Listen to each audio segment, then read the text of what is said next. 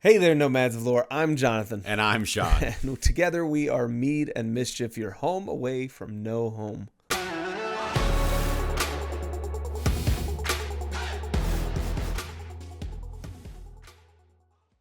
Today on this episode of We Don't Know What the Heck We're Doing, we're going to be discussing episode 6 of season 2 of The Wheel of Time, entitled Eyes Without Pity, right?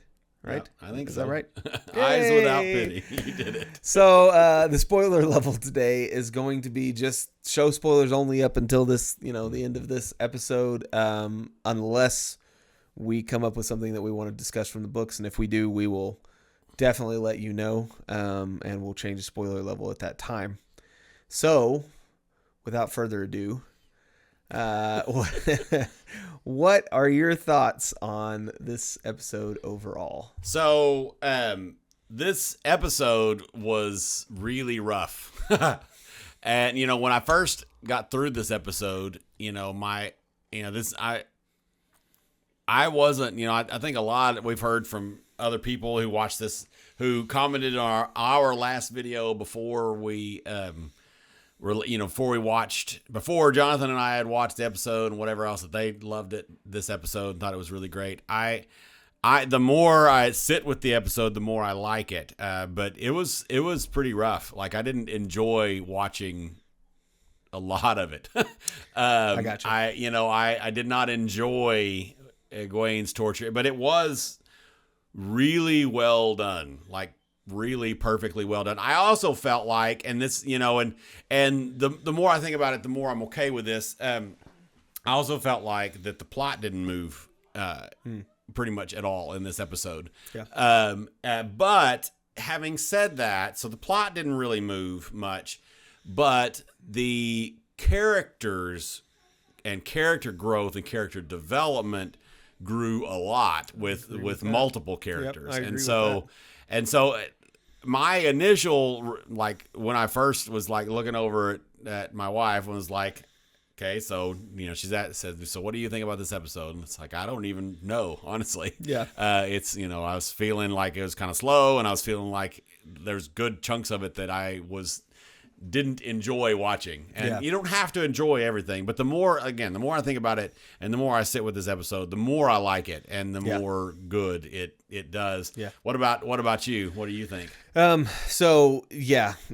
Definitely agree with most of everything you said, I think, if not all. It was not comfortable to watch Egwene have to go through what she did, but her as an actress, she did a phenomenal job. And I don't know who was coaching her or what was going on there, how much of it's people behind the scenes helping her through that process, but either way, it was a phenomenally well done job to really, and something I talked about last time, that I was worried that we weren't going to get that feeling of how truly scary being in that place for her was in the books. And I feel like we definitely got there. No, we definitely got, and it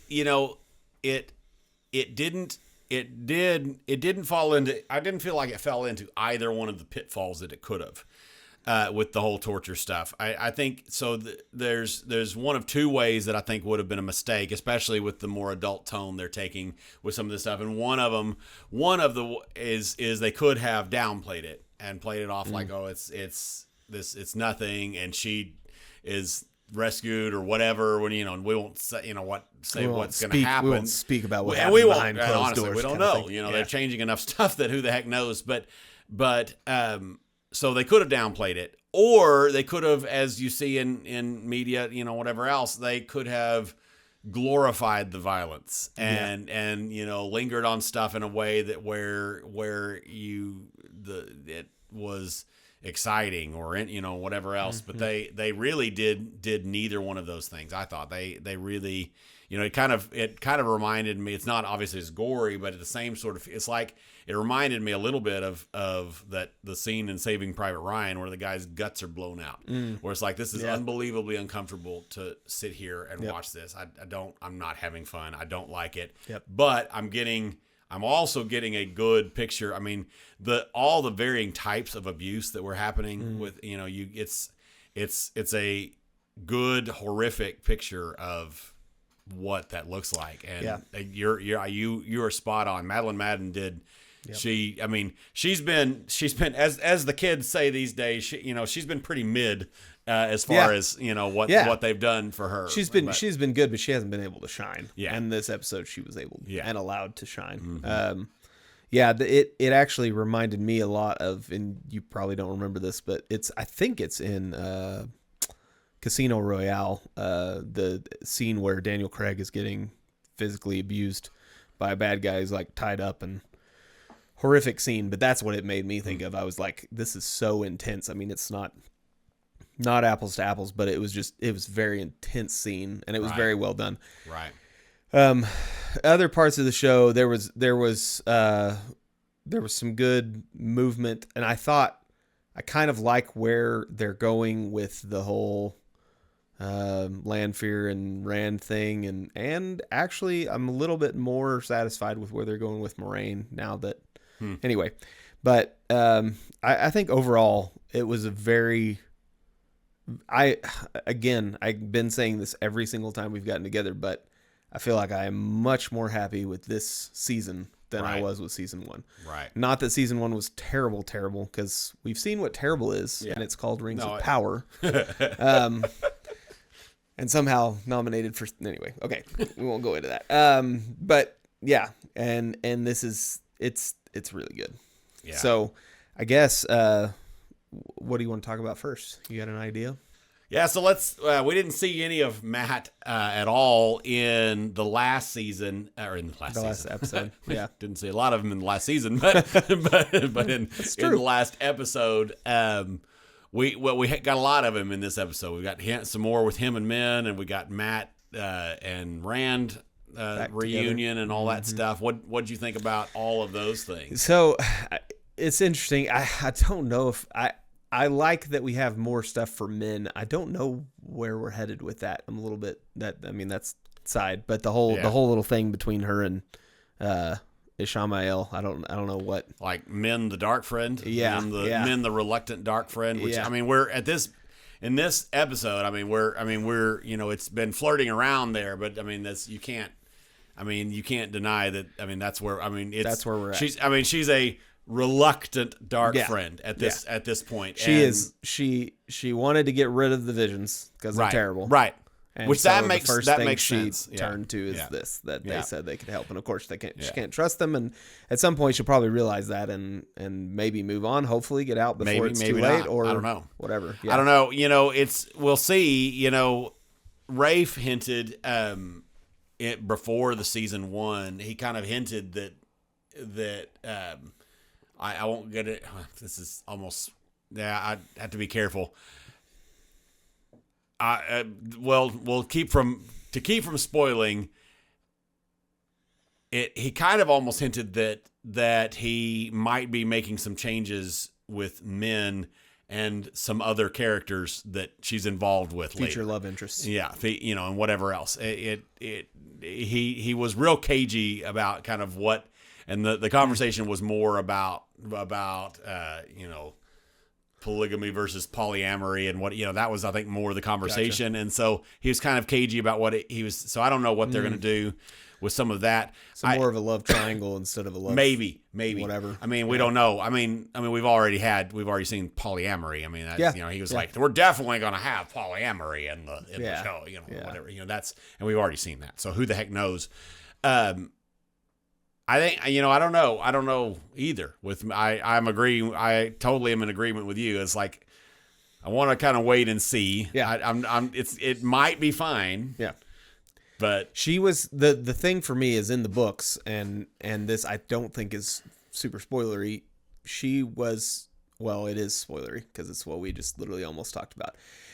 She was the bedrock for one of the characters. Mm-hmm. She was like the foundation for this character. Right. And so I just and that's what I liked so much about her character in the books. So hope that doesn't get completely taken away from her. It may, though. That's all I'm saying, is like, I don't know where we're going. And maybe we end up with the men that we really love that's completely different than the men that was in the books. That could happen. And that's fine. Sure. I'm not set on everything. I mean, at this point, I can't be set because they've already changed so many things. But I'm not set on them continuing. You know what I mean? They've at least in some instances proven that they can take portions of the book and change them in such a way that still makes it pleasant, makes it like another turning. Right. Some things they have not done well on, but anyway. Yeah. Recently they've been doing really well. So anyway, back to Matt. I enjoyed the like seeing him on the road and the dice and all this stuff with men and the drinking and all, you know, and then almost like the camaraderie with her, which was interesting because he does have that with several characters in the book. He does that on several different occasions where he stops and picks somebody up and like is with them for a while. Oh yeah. And builds a relationship. Yes, exactly. It kind of almost reluctantly improves them in their life. Yeah. I mean, yes. That's a comment. Yes. I think we're getting a better Matt so far for the most part. Yeah. You know, and I don't know that I would say that's Donald Flynn or just the writing or whatever else, but we're getting a closer Matt to what we expect. Yeah. Overall. Yeah. The reunion was really good between the two of them. Mm-hmm. I was interested to see if they were going to let him go with them and or if he was going to just ignore what she had said about her vision with Rand and him. And, you know, like I was really interested to see where he would go. I was pretty sure he was going to stay. And then it showed the scene. Of course he did. And Rand went on his way. And I think it's going to build a lot of really good character growth for him in the future. Like I think his character is starting to get fleshed out where it was for the majority of the books, which is this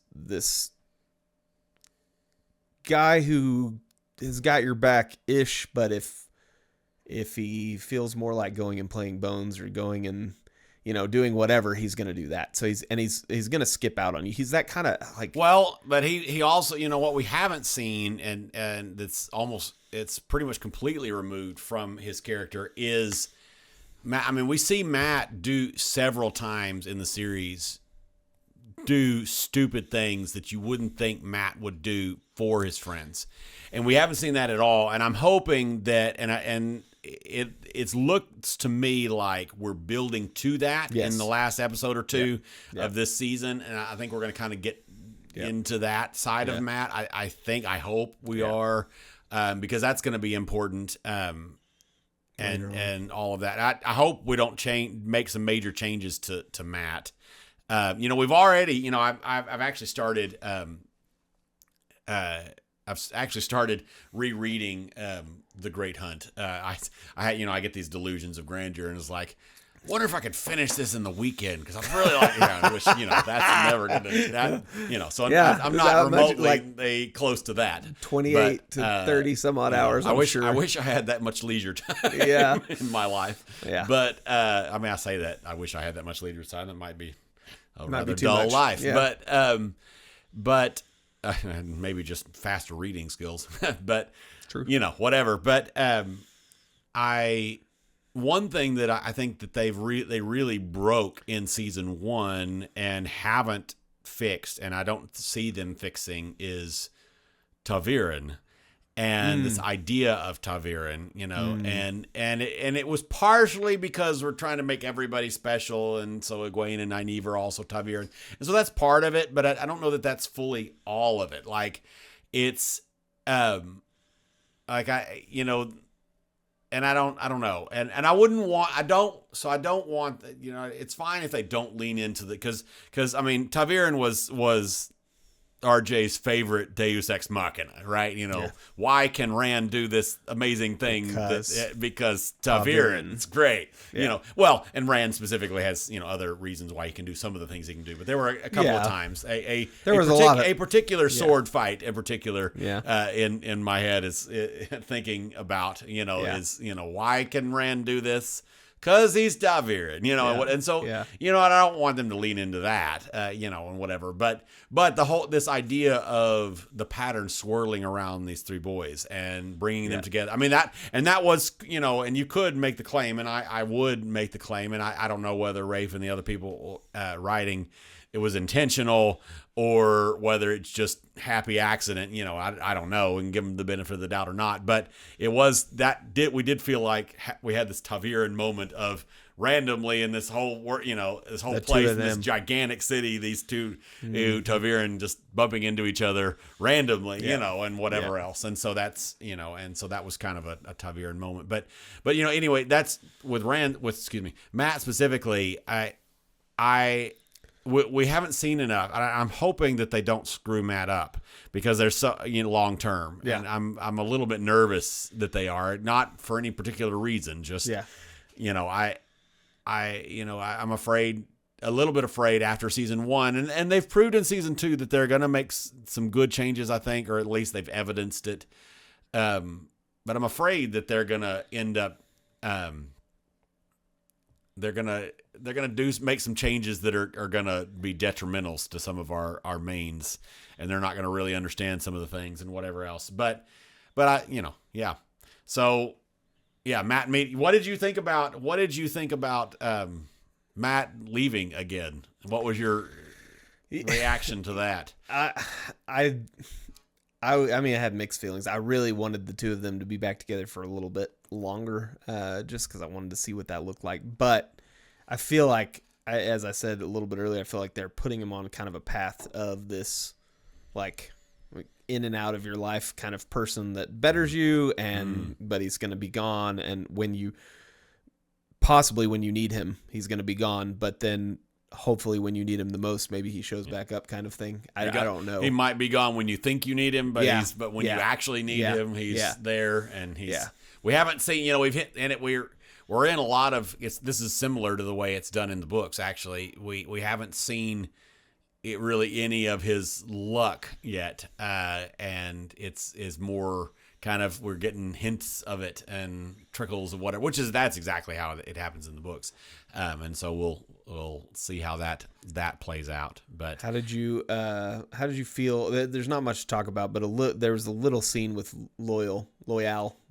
Oh yeah, with Ogier singing. That was flipping amazing. So there were two things that were awesome about that scene. One is Ogier singing, which was awesome. That was super cool, super duper cool. And then we also we got a lot in a short amount of time. We got a lot of depth to Lady Suroth. Oh, I mean, we got, and she's really good. Yeah, this actress is really, like, I was like, just the subtlety of, and I mean, obviously that's what they were building for in those shots, but it was like, oh, she's so jealous of the fact that he has all the attention in the room right now. Yes. Yeah. Like, highly. Yeah. Anyway, go ahead with what you were saying. Yeah, no, that's exactly what I was going to say. It was interesting. You know, it was fun. I liked that scene a lot. It was really cool. So what about well, I won't spoil my thoughts on my face may be giving it away, but what did you think about the scene with Liandrin and Lanfear and Liandrin's son and all of that scene? What did you think about that one? So it was one of those moments for me. The acting was great. The direction that it took was interesting. It was one of those moments for me that was like, finally, this woman gets put in her place. Like, terrible. I know it is terrible, but it's like, she's a terrible woman. And not saying Lanfear's any better, but anyway, so I felt bad, but when Lanfear kind of like said at the beginning, like, this is not a life. And so putting him out of his misery was kind of like, right, you know, it made a lot of sense, and it made Liandrin even worse than you already thought. Like, you think, oh, Liandrin's doing this all for him, but then it's like, but she shouldn't have been doing it for him. Not only because she shouldn't screw all these other people over, she shouldn't be a dark friend, but also because he would not want to be still living. He would want to just been gone, I'm sure. Well, maybe, and I didn't even, I didn't even take it from that perspective at all. I was, as far as there's the villains are really good. Now the Forsaken are really over the top and melodramatic, but it's in a good way. And the only times we've seen them costumed over the top are in Teleron Riyadh, which is perfect. That's great. Yep. I actually watched because of my mixed feelings of this episode.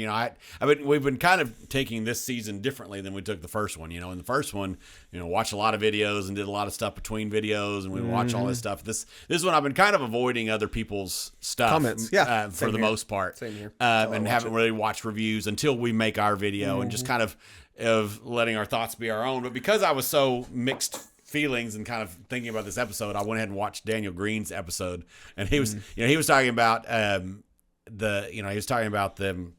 combining Forsaken and whatever else, and the idea that you could roll like Cimarog and some of these others and basically give their parts to Lanfear or whatever. And his comment in this of Lanfear's costume, which was, I thought it was a hilarious comment, said she's sitting there in the most Cimarog outfit that ever existed, and whatever that's else. So true. That's what I thought was hilarious. But anyway, that scene, Lanfear, Liandrin, I can't remember what the actress's name. She did a really good job. I mean, she's knocking it out of the park, and I think she's got a lot of subtlety in where she. I mean, she's terrible, right? But go ahead and finish what you're thinking. For me at least, with this whole thing with her son, and kind of thinking about what that would look like for a Red Sister to have that, and not only a Red Sister but a Black Sister, whatever, and to have this thing, and the best she knows how, it's horrible. Like, and you're right. Like, she's, keeping him, and doing, and I mean, I don't know. You're straying into some euthanasia. Some scary, yeah, exactly. Euthanasia. You're straying into some scary. Don't believe in that. I'm just whatever. But anyway, the genuine pain of her, and that is another thing that I guess he forgot to talk about it, but he flashed the scene while he was talking about something else, and his Daniel's text on it was such a good picture of the whole deal with the devil idea of becoming a dark friend, and and especially for an Aes Sedai doing that, and that, and I thought that was a brilliant scene, and it was a brilliant scene because of Liandrin's portrayal in it. Yep. I mean, she's Lanfear, the Natasha O'Keefe or something. She steals every scene she's in. Yeah. I mean, good Lord. Yeah. She was her. I mean, just this twisted, maniacal, holding his breath and torturing Liandrin with this, dragging this moment out, and just like is almost like giving her mercy. Yeah. It was just in a terrible way. I mean, that scene was really intense for me. Yeah. Especially coming off of like the fact that she was able to. I mean, she's able to instantly kill someone, like blowing their head up. Right. I mean, like there's all kinds of things. Yeah, it was. Yeah. The two things that I wanted to say about that scene were that the Lanfear's oh crud, I just lost what I was going to say about Lanfear. But anyway, Liandrin,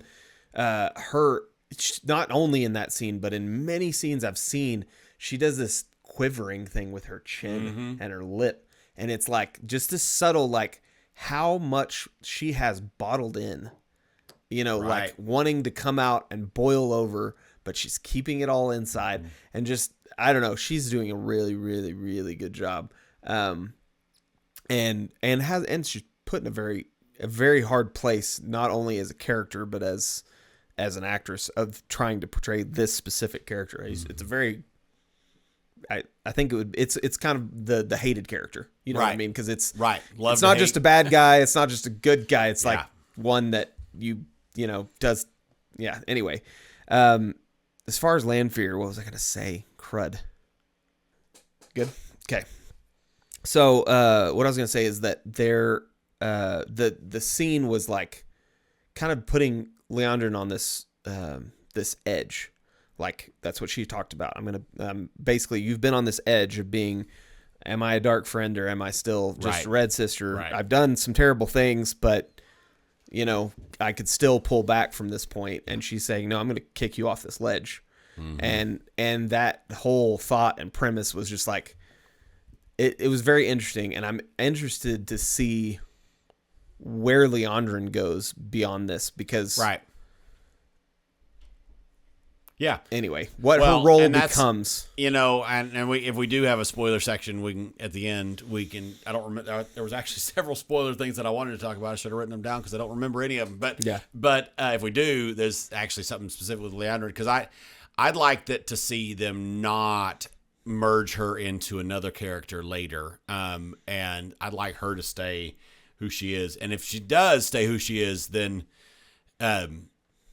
she may or may not make it too far past this season. And by make it, I mean I'm using that in like a Brandon Sanderson Raffo sense, almost what you know, whether she's you know alive, dead, or somewhere else, or what, you know. I'm not you know, I'm like not saying anything specific, but and we'll see what. But I mean, she's done such a good job that she, and there's a lot. I mean, she's very much a love to hate character. I mean, so they, even whatever their plans were for her, they may keep her around regardless. I mean, I don't know. There's so many good bad guys in this season. I mean, in the show right now. You know, we haven't really even seen the White Cloaks, right? We have. I mean, we're about to see more of them, I'm sure. But I mean, Valda from the first season was unbelievably amazing. I mean, as a villain, just really crazy. And of course, he was so good that when you realize, like, all they had to do is a glimpse of, like, for the scene where he's talking to Perrin Dane is Bornhold. talking to Dane Bornhold. He doesn't know who he is, and all he does is he kind of looks over and sees a guy in white from a way far off distance, and then Dane Bornhold has his shirt kind of hanging open, and he realizes who he is. Right, and it's like. And you realize very quick, like, I mean, I guess if you're not a book reader, it might have taken you a little bit more time. But even if you weren't, you're like, who's white? And then click, this guy who was eating this weird thing. Anyway, super, super good bad guy. Yeah. And what I think I already said this last time, but something that this genre has been needing for a long time in cinema is a good bad guy. Right. We haven't had that in years. Right. So good for them. Yeah, we're definitely having good dark side villains right now. I mean, there's a lot. I mean, it's over the top, melodramatic, and you know, some of it, you know, especially the Forsaken, but that fits them too. I mean, that's like perfect. So, you know, they're really good. So, what about like the stuff with Nynaeve and the Yellow Sister and Alayne, Rima, whatever her name is, and all of those things. Yeah. So that was they're doing such a good job of having these tiny little scenes that are very short and saying so much. And it's for us book readers, obviously, right? It's we have all the behind the scenes, and so we have a lot of knowledge, but I think it is cluing everyone else in. I hope it is. I need to do some more listening to non-book readers and seeing how they're getting this stuff. But that scene was really interesting. There was a lot in it. And one thing that I liked was after they played with the little collar and did all that stuff, when she's down there fighting for her life and Nynaeve wants to help, and Alayne takes control of the situation like she's born to do. And I loved seeing her step up in that way, even for someone who she doesn't know very well. But I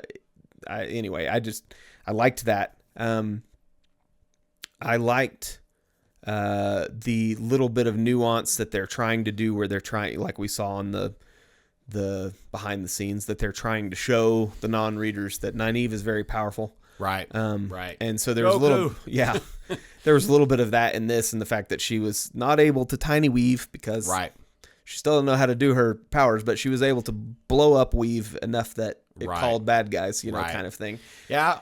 We'll see. I'm a little bit worried about Nynaeve in the future, actually. And actually, that behind the scenes thing makes me nervous. Makes me nervous because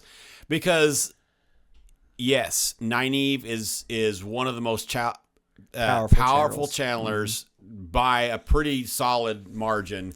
In the modern era, right? But that's not really her story.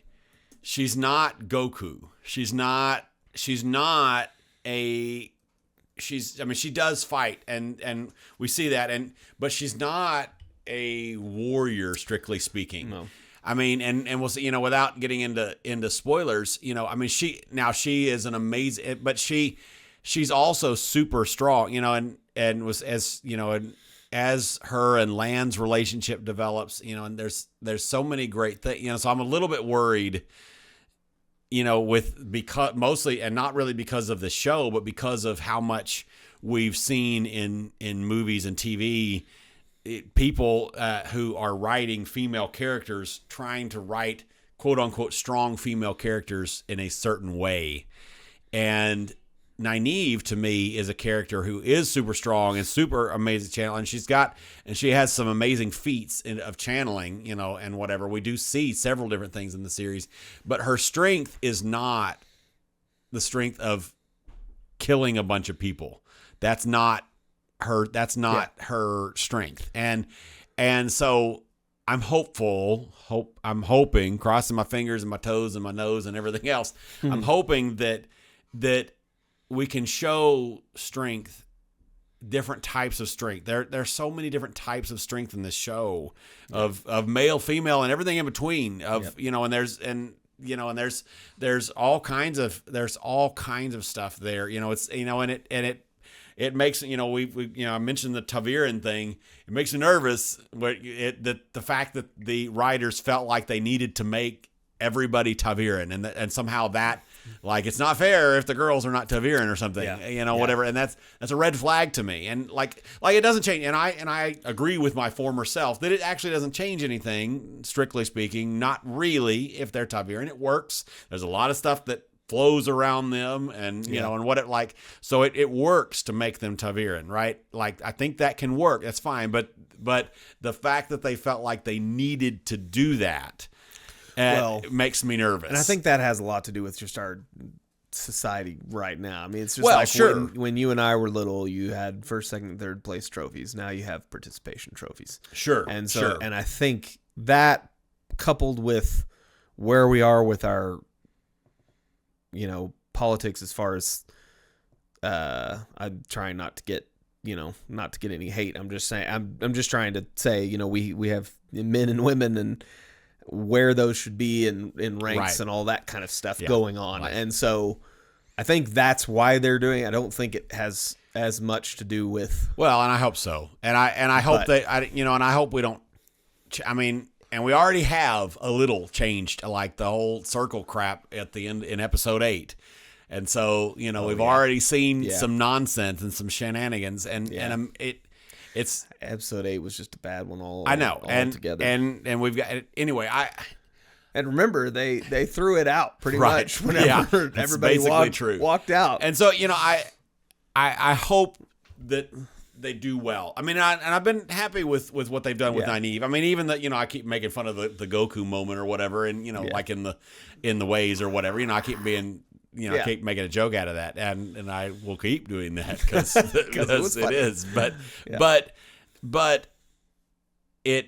but I do, overall I like, and there's been some subtlety, and we saw that in this. We actually saw, you were talking about now I'm doing the buttons, and I'm doing the same thing you did last time.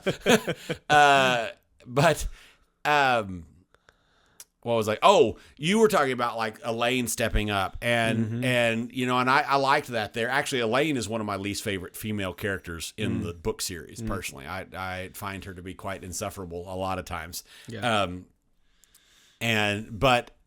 But I've so far I've liked what I've seen in the show, and so I did like that. But I even more liked Nynaeve's reaction to that, and her her having to step down and take a breath and be and her having to stop and not go out and save the yellow and save showed the a lot of growth. It did. It really did. Yeah. And that was, I liked that a lot. Like I said at the beginning, that was there's a lot of character growth, and we saw a lot. It was in small and subtle and little pieces with Nynaeve, but we saw a lot with Nynaeve, even more with Egwene, of course, and and some with Rand and and whatever else. But the Yellow Sister was very nondescript. But there was some interest, and I don't know, like some of the stuff that she did with the power, I felt like it was a little bit intense. And I don't know how that exactly works with, how does that work with the three oaths, and how does some of those, using the power as a weapon, and and I know there's, that's the whole thing with Aes Sedai, is being able to take the three oaths and kind of twist them, and tweak it, and so I don't know that there was ever a time when she used the power as a weapon specifically, but I don't know, pretty much crushing somebody down to non-recognizable bones is now I don't know. But there's some bending of that in the books too, and so I don't know exactly how that I love to see, and they've been doing a really good job of this already, but I love to see the Warder Aes Sedai bond combination. Agreed. I loved that again. Were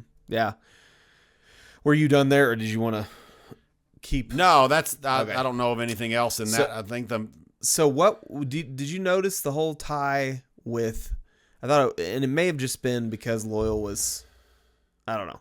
They had the tie with the tree between Loial's scene and then the tree outside of Egwene's prison. Oh no! And then they burned it. Yeah, and I was like, that was I mean, talk about like the subtlety and the beauty and everything. Back to Egwene. I'm sure there's other things we're missing, but the subtlety and beauty and what she was able to accomplish in all of that time. Like there were so many scenes, like, and that one in specific that I was talking about, that she's sitting there and they're burning this tree together, and she's like, oh wow, this is kind of cool that I was able to do this. And then she looks over and realizes what she did.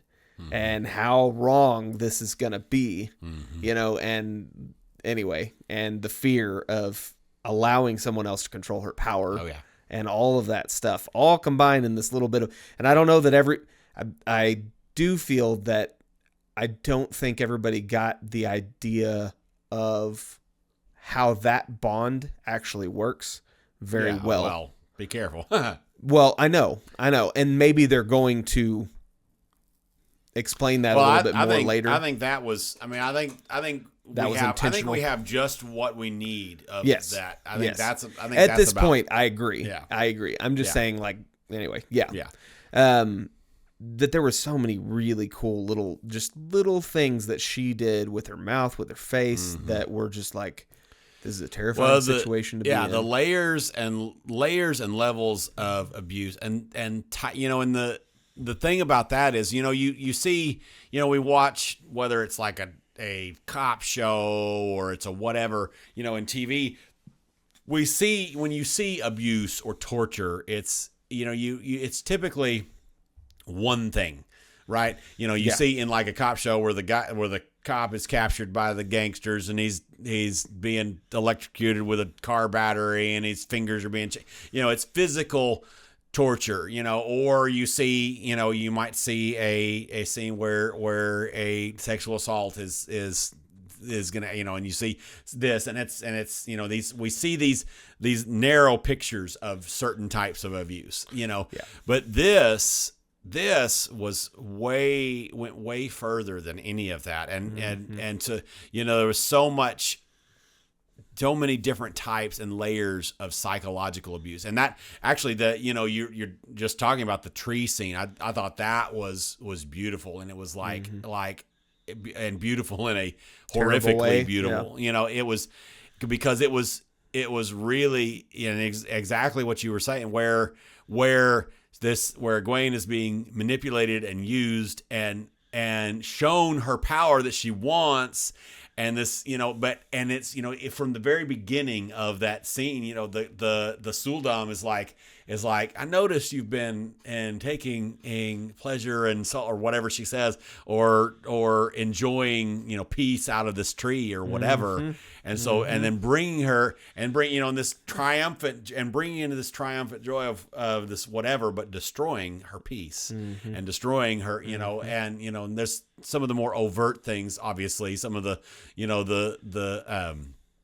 there was beatings and there was, and there was all of these different things, and her going through dehydration and doing all of that, and that's and having to deal with that, and taking some of the ideas straight from the books of like, you got to be able to not use this as a weapon and not view it as a weapon, and it just showed so many different puzzle pieces in such.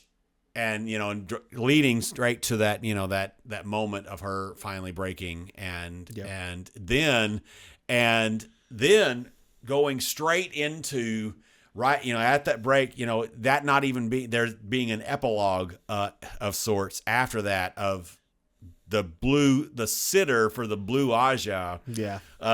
Telling her, you lasted longer than I did. And which is like, I mean, and I know, we only barely know what that means, right? We only barely know what a sitter, we don't, and we probably don't know it all. We know, it's a title and it's a thing, and we've seen the blues and the greens. So important person for the blues, we know at least that much, and whatnot. But this person who should, has been channeling for, I mean, she's, hundreds who knows, of years old, at least, and she's, should be very powerful and have a good, have a strong will and whatever else. And she's broken quicker and is completely downtrodden, and we didn't actually, we see the other side of that too.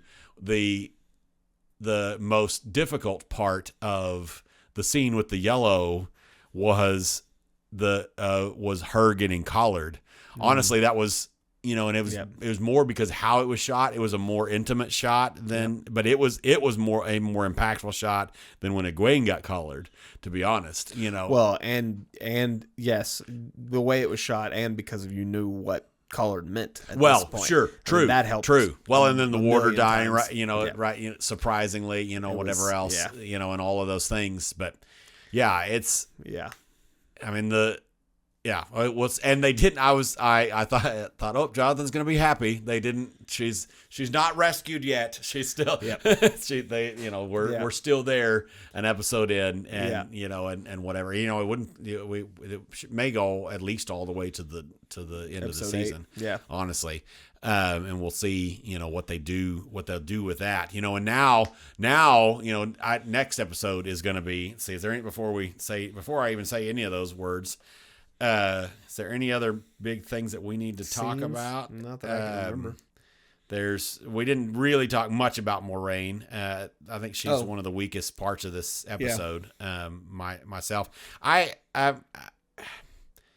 kind of a little bit growing weary, and we'll see. This next episode may change my mind. I'm growing a little bit weary of the stilled Moiraine. It feels like there's a lot that she's. It's more like places she's not going and stuff that she's not doing, and she's just kind of sitting around and whatever, and I mean, I like to see, I think it's strong character development to see her. She at least thinks she's stilled. By the way, she at least thinks she's stilled. Right. Yeah, we saw that in the letter. Yeah, we did. Which is pretty compelling evidence, even for me, actually, that she is in fact stilled. I would think she would be able to tell the difference between being stilled and a tied off shield. And I know tied off shields is kind of a later concept, but so, I don't know. Yeah. But, and it was a Forsaken doing the thing. Exactly. So. That's what I was going to say. It's also a male doing it. And true enough. True enough. Side eye, side-in, side R. Side eye. Side eye. But so, next episode though, is going to be really cool, I think. I'm really curious to see what they're going to do with the next. Did you watch the No, upcoming? I did not. It doesn't start immediately after for you because when we were watching it goes to the credits and then it goes to the immediately after or whatever. No, I don't know. I always click off of it because I don't want to. I'd rather see it up front, but I'm fine with you talking about it. So it looks like what they're going to do is basically the beginning of the Great Hunt now, or at least kind of part of it, because Siuan shows up. Yeah, yes. Right, because as what's his face, Lan told her and whatever else, and she's bringing 14 sisters with her, and so she's showing, and of course Lan's there. So I think we're going to get several puzzle pieces that were at the beginning of the Great Hunt. Of course, we're not in Falma, but which I'm still going to pronounce that Falma. I'm sorry, I don't like the pronunciation Falm. So Falma. You can get over it, show people. But yeah, so we're not in Falma, but we're. So anyway, I'm curious what we're going to do and what pieces we're going to keep and what pieces we're not going to keep and what we're going to do with that. And so I think there could be some interesting things there. I'm curious to see. I'm glad Siuan's showing back up. Yeah, me too. I hope we can. I hope we get another layer. I hope that her and Moiraine meet up again because. And I'm hoping that we get another layer to their relationship, and that's, I was thinking about that, and like a commenter on our videos has pointed out a few times is some good advice for book readers is to just kind of put the books aside and enjoy what you're watching. And I agree with that. But having going back and rereading The Great Hunt at this point, I'm having to actively do that a little bit and thinking about things. But, right now, and this is true. We talked about this with like Alayne and her warders, and whatever. But right now, we know that Moiraine and Siuan had or have or whatever an intimate relationship in the show, and that's it. We don't really know. I mean, we do a little. I mean, they had a little bit of it, but we don't really know the depth of the fact that they've had. I mean, we know a little, which is why I'm going to say these words without, because we're keeping show spoilers, but. They have this whole, centuries-long plan to and we haven't gotten any of Reborn. that. And I get weary of this. This is not just this show. I get weary of TV and movies feeling like every relationship has to be romantic. It's like, I don't understand why we can't have strong, healthy friendships. Like that is so at least as much value that's not new to this relationship or whatever else. But I would like to see more of their friendship and them working together and more of Siuan being Siuan. Yeah. I mean, and I don't, and I'm a little bit worried, again, that's so. Book spoilers starting right now. If you're leaving us, not like super deep book spoilers, unless I'm mistaken, then thanks for being here. So one thing I did want to talk about is as far as this book spoiler that I have just realized as I was watching this episode and then the next time on Wheel of Time episode is that I'm hoping that they don't do is I'm hoping that they don't take out the stilling of Siuan and her keeper of the horn or not horn or whatever keeper of the whatever keeper of the shawl or keeper and I'm hoping that they haven't because I realize I wonder if they are just giving that plot line to Moiraine, and I'm hoping that we don't do that because there's so much good pieces to that, and there wasn't any. We have Siuan, we have Moiraine, we have her keeper. So there's what is the point of giving that plot line to Moiraine specifically? I'm a little worried because that you say that because now we've got Moiraine and what's his face in the same area, both stilled, quote unquote. Oh my gosh, what is his name? The guy from Gildad. Your Logain. Yeah, Logain. Yeah, we have him in the same place as her, and I right now, right? Right. Yeah, I don't think maybe they won't do it now. Hopefully I don't think that's I doubt that's going to happen.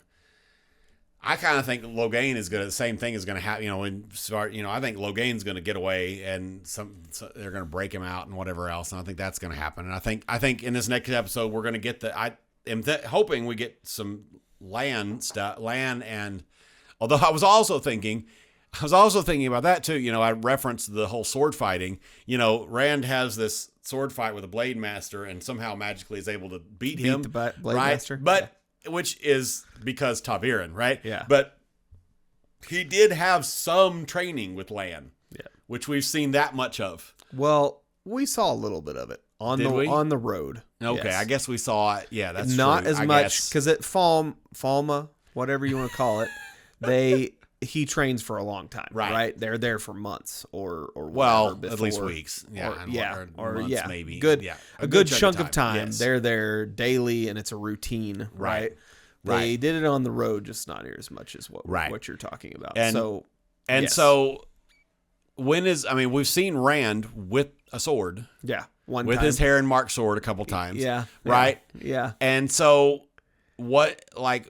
when are we going to get any training from him? Yeah. When are they going to sneak that in? Yeah. And when is, he doesn't need to have a ton, I guess, maybe. It's just he's supposed to beat this guy within the next, this is going to be before the battle.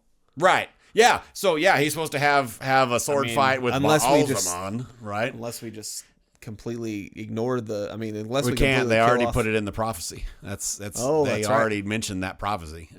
So they can't cut that. It's going to happen. I guess they could if they mess up, but so there's varying puzzle pieces. And I also wanted to acknowledge actually a commenter.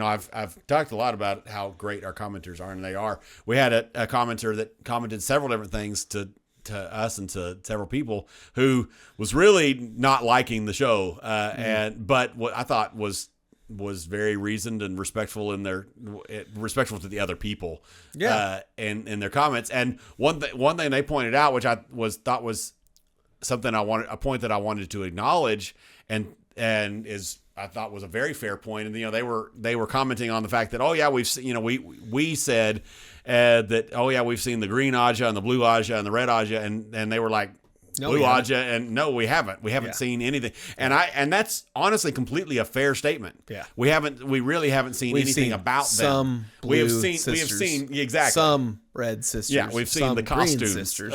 Yes, but we haven't seen we haven't seen the only Aja we've seen the character, if you will, of the reds and the browns right now, and so anyway, I thought that was a fair point, and I wanted to acknowledge that. And that they made a couple other points that were kind of like that. That did we really get what you're saying we got? And we really, and it's easy sometimes to kind of put if you're enjoying the show overall as we are, it's easy to give them too much credit. It is because because our brain is filling in these pieces sometimes because we know about the blue Aja and the green Aja and whatever. So and I think there are several places that is true in the show where I do also want and this person made this comment. I've seen this from several different people, and I wanted to unless there's anything else, this may be one of the last things that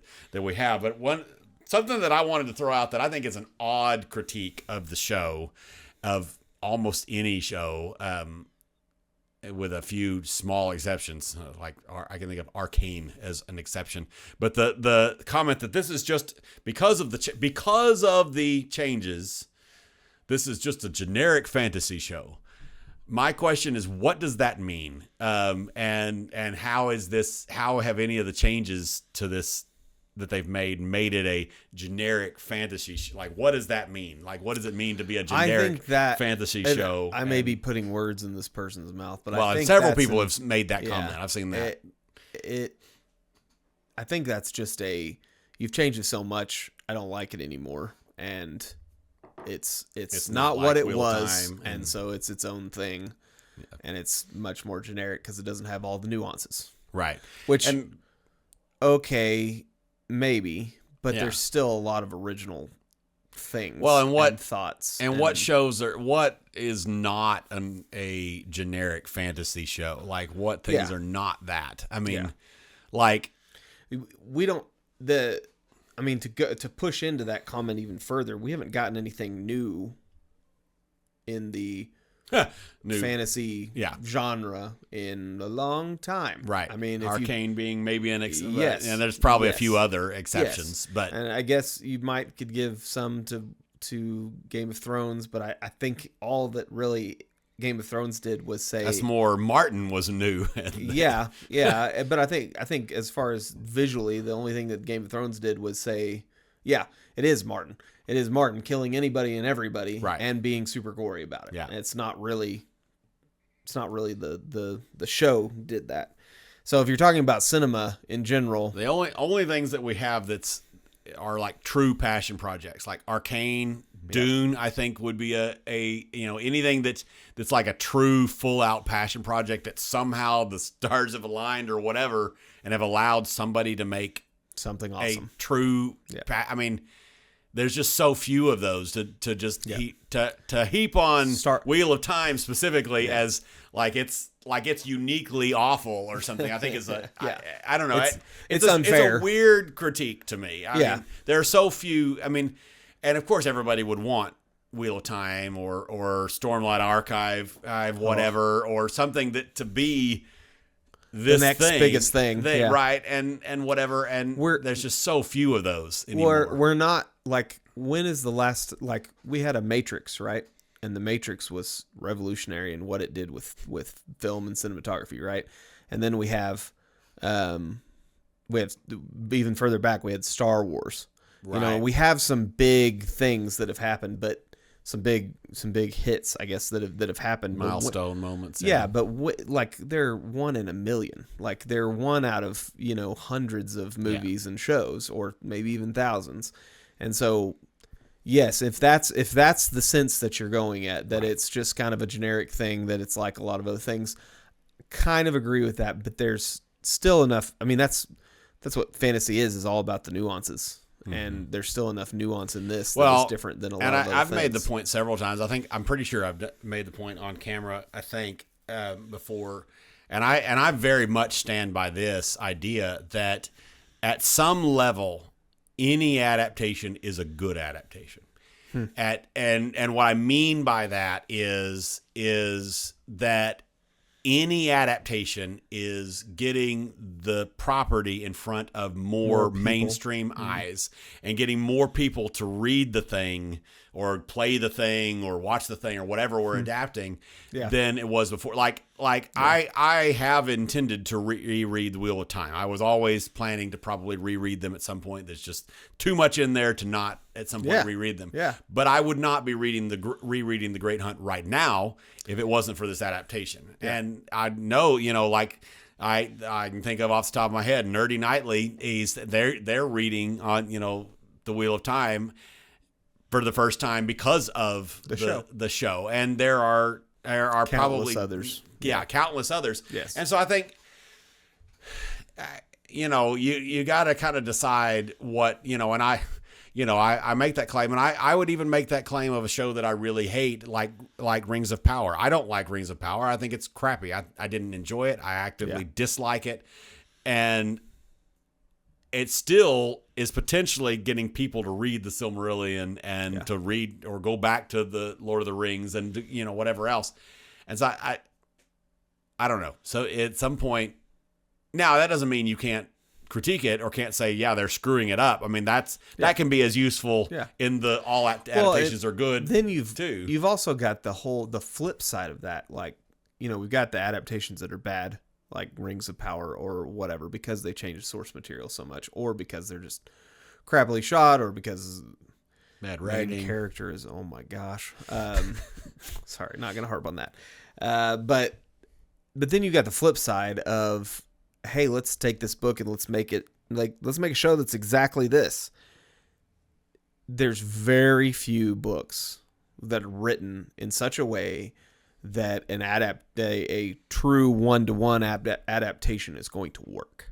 Well, And even having said that, like, so Dune would be one that people would say you can't adapt that, and you can't adapt it directly. Well, yeah. That's exactly, and so it's so there's that, but then it depends on what you're like, how much you understand the source material, how much and it also depends on the quality of the source material. Like, so this is going to be a controversial one, especially for people our age, but you know, in a lot of, you know, the first Harry Potter movie is pretty much direct from the book to the film. And comparatively, as far as a film, it's pretty boring compared to some of the later ones, which are much less so. It's kind of like, it's pretty mediocre. But you know, you get some other, you know, but then you get again, like I say, this passion project with the exact right person, you know, in a crappy industry, all the stars kind of aligning perfectly, and it can work. And so it's anyway, this could be a whole video, this whole discussion. So we don't want to, when we've had this discussion many times too. It's right, not pieces like this of is it. new True. thoughts. That's true. Anyway, yeah, again, we could talk about this for a long time. Right. So what are your thoughts on episode 6? I was about to say entitled Damani. That's not the title.